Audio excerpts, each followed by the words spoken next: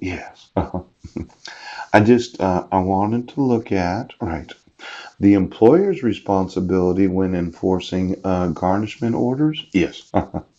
And then all the new hires. Now, there could be some illegal aliens in the United States. In fact, you could be in every nation of the world. You snuck into another nation. Yeah.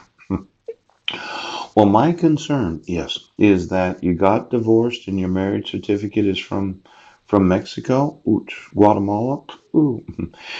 For all of you that are married, yes, that don't get divorced, when in the United States without the legal jurisdiction of the nation, yeah, my suggestion would be, yes, don't commit domestic violence or get divorced. Ooch.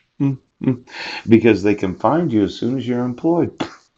Now, this whole idea of the financial institutions, yeah, under this financial institution data matching program, yeah, the FIDM. Now, when a match is identified, yes, the information is sent to the state within 48 hours so accounts can be seized. As much as I'd like to have some large bank accounts, I'd like to have some savings and loans. I don't think we have those anymore. Is there still savings and loans? No. Are there credit unions? Yes. Money market funds, insurance companies. I would think brokerages participate in this. Yeah. Why don't you give me every institution that is cooperating with the FIDM? Oop. Now, let's say your Homeland Security.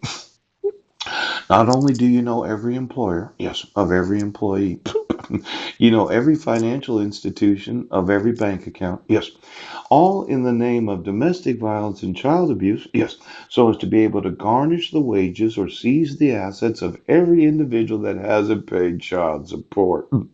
Now, if you think about it, yes, it's quite a system that you have in place.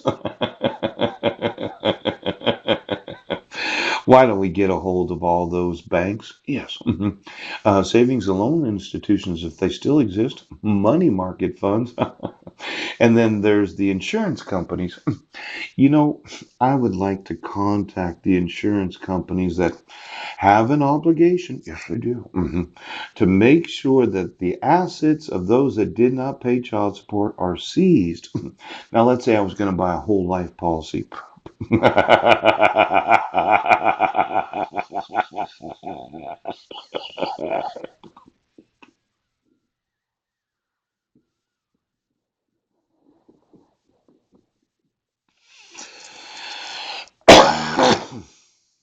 Insurance companies. This idea of the encryption technology known as ransomware. Yes. Can you make a claim on your insurance policy if you have a ransomware attack because of the encrypting of all your personal documents? Why don't you get me the insurance policies of every city again? Yes.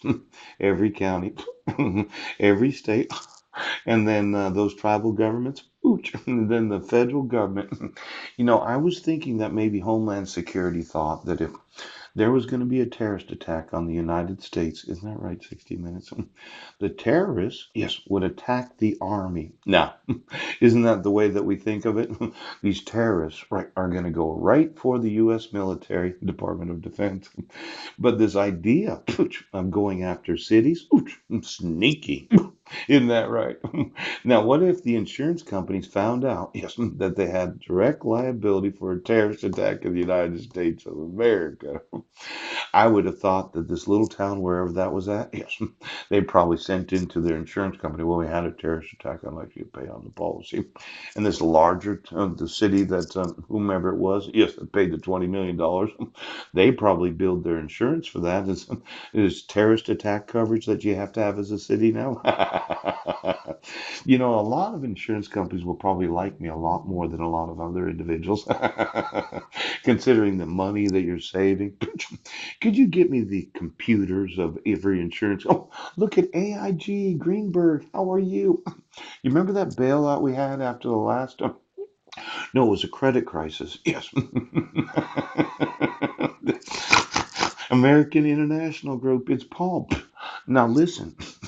Somebody's trying to ransom the whole world. Yes, quite possibly they left it in the short-term memory when they changed their hard drive because somebody fondling themselves while being employed in a large insurance company.